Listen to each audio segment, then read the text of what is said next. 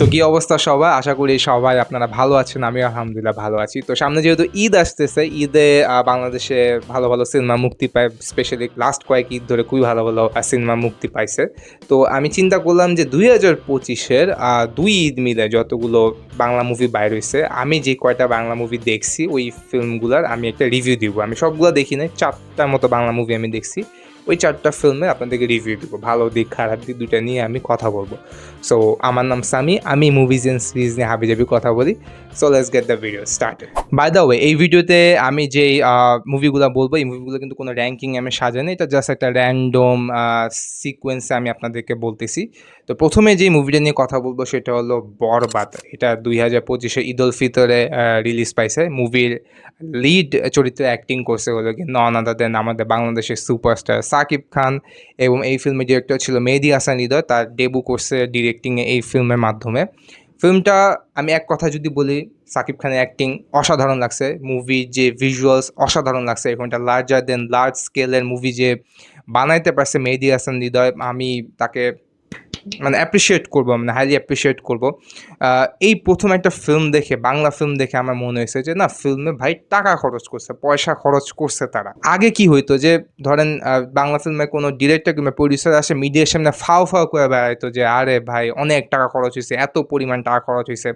But film যখন দেখতাম, দেখার পর দেখা যাইতো যে ওই ফিল্মের অর্ধেক ইউজ করছে নাকি হু নোজ, ঠিক আছে। বাট এবার এই ফিল্মটা দেখে আমার কাছে লিটারেলি মনে হয়েছে যে না, ভালো পরিমাণে অর্থ, ভালো টেকনিশিয়ানদের ইউজ করে এই ফিল্মটা বানানো হয়েছে। এই ফিল্মে সাকিব খানকে যে দেখা যাচ্ছে যে সে একজন বড় লোকের ছেলে, বড় লোকে বিগড়ে যাওয়া ছেলে, এই জিনিসটা একদম মানাইছে। মানে সে এখানে ওই দামি ল্যাম্বরগিনি ইউজ করতেছে, রোলস রয়েস গাড়িটারে নিয়ে আসছে, মানে বোঝা গেছে যে না, এই ছেলেটা একটা বড়লোক ফ্যামিলি থেকে বিলং করে। এই ফিল্মে মিশা সওদাগরকে অ্যাজ এ ফাদার রোলে দেখাইছে। ভাই থ্যাংক গড ভিলেন রোলে দেখায়নি, বা একটা অন্য রোলে ফাদার রোলে দেখাইছে। ভিলেন হিসেবে যিশু সেনগুপ্তকে দেখানো হয়েছে। আমি বলবো যে সেও খুব ভালো অ্যাক্টিং করছে।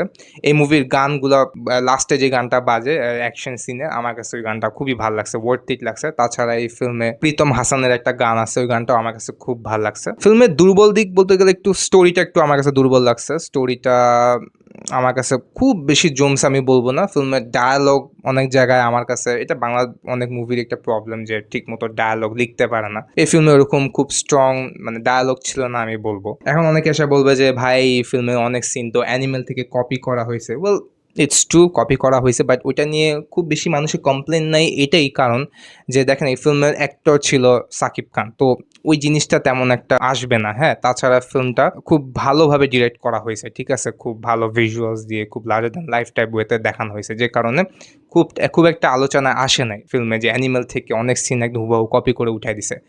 বাট মেহেদী হাসান হৃদয়ের এই ঈদে যে ফিল্মটা আসতেছে, কি যেন নাম, রাক্ষস, যে ফিল্মটা, মানে ওই ফিল্মটা দেখার পর মানে পাবলিক একদম মানে বুঝেই গেছে যে ভাই এই ফিল্মটা অ্যানিমেল থেকে সব কিছু কপি করতেছে। মানে ভাই কোনো কিছুকে যখন খুব কম্পালসিভলি দেখাবেন তখন কিন্তু জিনিসটা ভালো লাগবে না। তাছাড়া এই যে কি বলে রাক্ষস মুভিতে লিড অ্যাক্টর আছে সিয়াম আহমেদ, মানে আমি মেহেদী হাসান হৃদয়কে বলতে চাই ভাই সিরিয়াসলি আপনি এরকম একটা ক্যারেক্টারকে পুল অফ করার জন্য আপনি সিয়াম আহমেদকে চুজ করলেন, যেটা আমি মাইনেই নিতে পারতিস না বলতে গেলে। মানে রাক্ষসের ট্রেলার দেখে আমার কাছে লিটারেলি মনে হয়েছে যে এটা একটা অ্যানিমেল এর কপি, তার সাথে সাথে বরবাদেরও একটা চিপ কপি বলতে গেলে। বাট লাস্টে আমি বলবো যে বরবাদ ডেফিনেটলি একটা মাইলস্টোন ক্রিয়েট করছে এই দেশে, মানে এরকম একটা গ্র্যান্ড স্কেলের মুভি যে এই দেশে হইতে পারে, এই জিনিসটা যে শুরু হয়েছে, এই জিনিসটার জন্য আমি অ্যাকচুয়ালি অনেক অনেক হ্যাপি। তারপর সেকেন্ড ডে আমি যে মুভিটা নিয়ে কথা বলবো সেটা হলো, এটাও সাকিব খানের অ্যাক্টেড ফিল্ম, সেটা হলো গিয়ে Taandob. Yes, it is directed by Raihan Rafi. এটা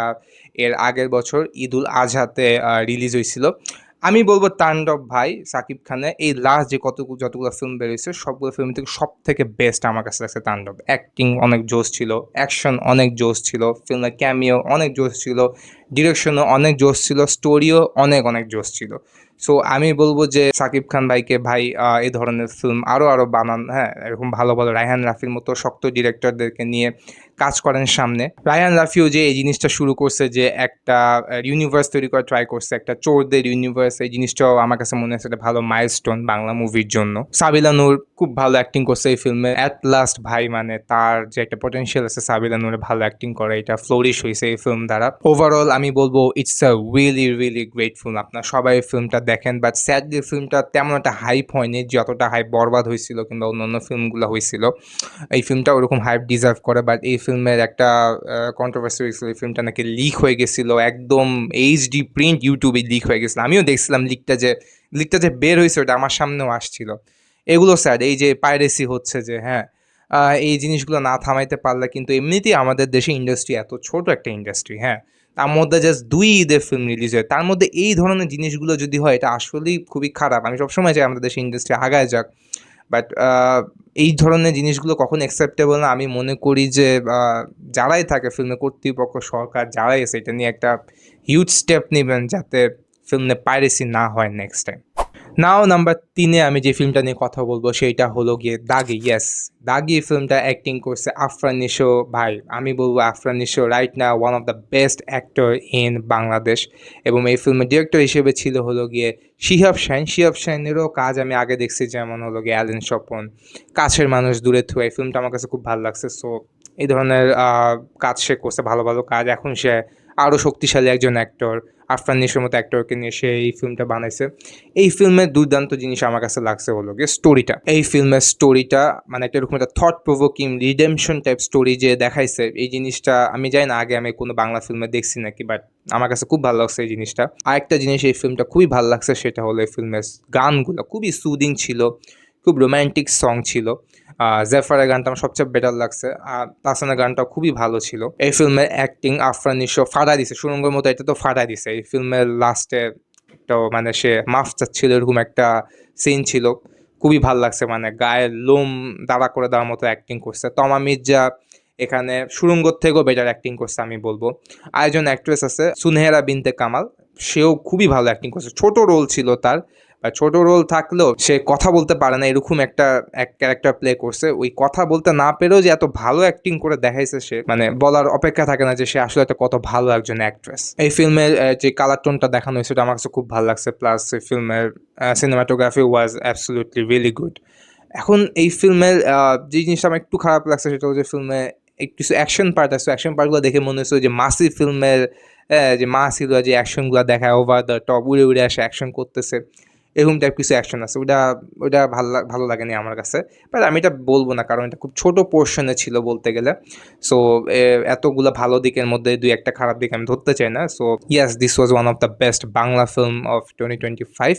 অ্যান্ড এই আফরান নিশোরীর এই ঈদেও একটা ভালো ফিল্ম আসতেছে, দম, রেদওয়ান রানী ডিরেক্টেড। এই ফিল্মটাও আমি দেখার জন্য খুব এক্সাইটেড। সো এখনও যারা আপনারা দাগি দেখেননি অবশ্যই দাগি দেখে নেবেন, it's a must watch film. Now আমি যে মুভিটা নিয়ে কথা বলবো এটা আমার ২০২৫-এ বাংলা মুভির মধ্যে সবথেকে বেস্ট মুভি লাগছে, এবং আমি যত বাংলা মুভি দেখছি one of the best film সেটা হলো Utshob. Yes, this film is directed by Tanim Noor. এই লোকটার ব্যাপারে আমার কোনো ধারণা ছিল না, আমি আগে এই লোকের কোনো ফিল্ম দেখি নাই, বাট এবার তার এই ফিল্মটা দেখে আমি পুরো ফ্যান হয়ে গেছি, এবং নেক্সটে তার যে বনলতা এক্সপ্রেস মুভিটা আসতেছে ওটাও আমি দেখার জন্য অধীর আগ্রহে বসে আছি। এই প্রথম একটা বাংলা মুভি দেখে আই বিকেম সো ইমোশনাল। সাধারণত আমার মতো যারা সিনেমা প্রেমী কিংবা যারা অনেক বেশি সিনেমা দেখে তারা না সাধারণত কোনো ইমোশনাল সিন আসলে তেমন একটা ইমোশনাল হয়ে যায় না, বাট আমরা যদি কোনো মুভি দেখে ইমোশনাল হয়ে যাই তার মানে সেই মুভিটা আমাদের কাছে একটা বেস্ট ফিল্ম হয়।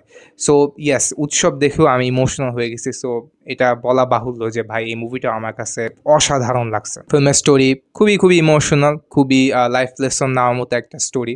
ফিল্মের অ্যাক্টিং সবারই অনেক অসাধারণ ছিল, জাহিদ হাসান থেকে শুরু করে Chanchal Chowdhury, Joya Hasan, everyone was really good. Specially আমার যেই মানুষটার কথা বলতে হবে সেটা হলো সাদিয়া আয়মান। এই অ্যাক্ট্রেসটার আমি ফ্যান হয়ে গেছি ভাই মুভি দেখে। আমার কাছে খুব ভালো লাগছে এই অ্যাক্ট্রেসের, মানে সে দেখতে অনেক সুন্দর, ভালো অ্যাক্টিং পারে। সো বাংলা ইন্ডাস্ট্রির আমি বলবো আরও one of the best actress goes to Sadia Ayman. এবং এই ফিল্মটা আমি দেখছি মানে অনেক দিন চলছে, মানে এমন ছিল যে ধরেন সাকিব খানের ওই তাণ্ডব ফিল্মটা উঠে গেছিল মাল্টিপ্লেক্স থেকে, বাট এই ফিল্মটা তখনও দেখছিলাম চলতেছিল। মানে বুঝেন যে ফিল্মটা কিন্তু এরকম ধুমধারাক্কা অ্যাকশন কোনো কমার্শিয়াল ফিল্ম না, বাট স্টিল মানে এই ফিল্মটা এত ভালো চলছে যে এরকম একটা ফ্যামিলি ফ্রেন্ডলি ফিল্ম সবাইকে নিয়ে দেখা যায়, এরকম একটা ফিল্ম যে এতদিন পর মানে বাংলাদেশে আসছে, এটা আমি মনে করি খুবই ভালো একটা জিনিস। এরকম ফিল্ম আমরা আরও চাই। প্রত্যেক বছরে এরকম কোনো একটা ফিল্ম থাকুক যে ফিল্মে আমরা ফ্যামিলি নিয়ে সবাই দেখতে যাব, তারপর ইমোশনাল হয়ে যাব, কেউ কাঁদতে কাঁদতে বাইর হবে। So yeah, it's a really good film. Hope Tanim নূরের এই ঈদে যে ফিল্মটা বেরোচ্ছে বনলতা এক্সপ্রেস, এটাও খুবই ভালো হবে। আমি তার এই নেক্সট ফিল্মটার জন্য অনেক অনেক বেশি এক্সাইটেড। তো এখানে আমি আমার ভিডিওটা শেষ করছি। আশা করি আপনাদের সবার আমার ভিডিওটা ভালো লাগছে। ভিডিওটা ভালো লাগলে অবশ্যই অবশ্যই প্লিজ আমার চ্যানেল একটা সাবস্ক্রাইব করে দিবেন। অ্যান্ড আমার একটা ফেসবুক পেজ আছে, ফেসবুক পেজটা চাইলে ঘুরে আসতে পারেন, একটা লাইক ফলো দিয়ে আসতে পারেন। তো এখানেই আমি আমার ভিডিওটা শেষ করছি। Till then, tata.